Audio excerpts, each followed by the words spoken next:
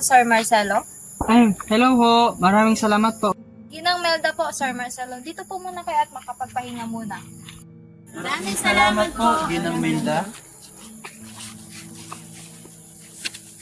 Ito ang lugar ni na Doña Carolina at Don Mercado. Patay na mga may-ari dito at kung nakikita nyo, ako lang ang babantay at wala nang tao rito dahil nasa kabilang ilog pa. Kaya dito kayo kasi ito lang yung lugar na ginagawang pang-documentary. Na dinadayo pa ng taga-ibang lalawigan dahil nga sa maraming pwedeng gawin dito. Hindi kaya kaya paano dito na walang bahay. Kaya iba pakiramdam ko rito. Ligtas na ba tayo rito? Bakit? Sa tingin mo masasamang tao kami rito? Tama na yan, Gael. Ay, sorry po. Bawal kayong mag-ingay dito at dapat alas 8 ng gabi ay nakapasok na kayo sa tent dahil baka magambalan nyo ang natutulog na engkanto rito. Oh, Ano na ako, Bex? mga bata ha. Ayusin nyo na yung mga tent nyo at makapagpahinga na tayo.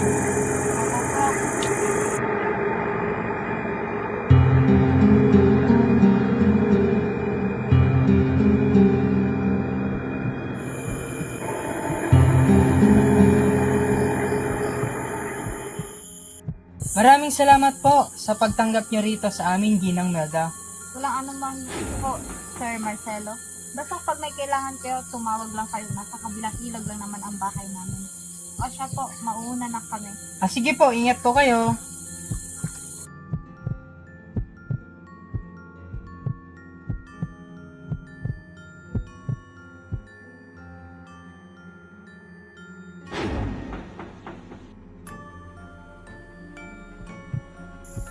Laruin na natin yung laro sa school.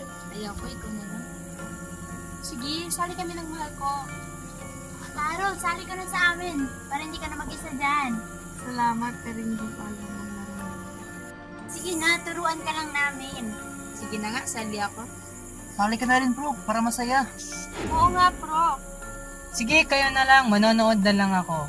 Hindi ko kasi alam na yung laro na yan eh. Nalabas na lang tayo para malaki ang space. Sige, tara.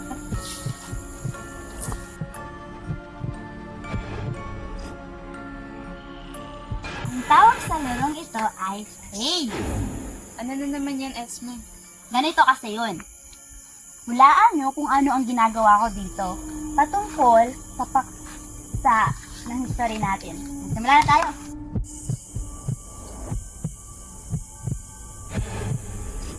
Punitin ang sindula? Tanga! Alis ka naman, hindi mo sinasabi sa akin. Sige. Pero nahalaan ko lang mo yun, mahal. Susunod!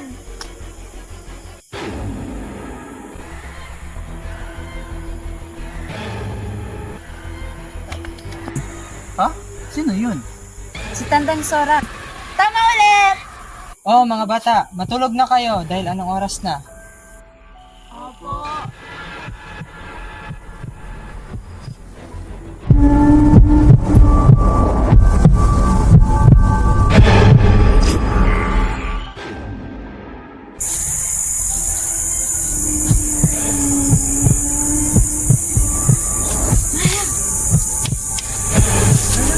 Tulong, nawawala si Jo!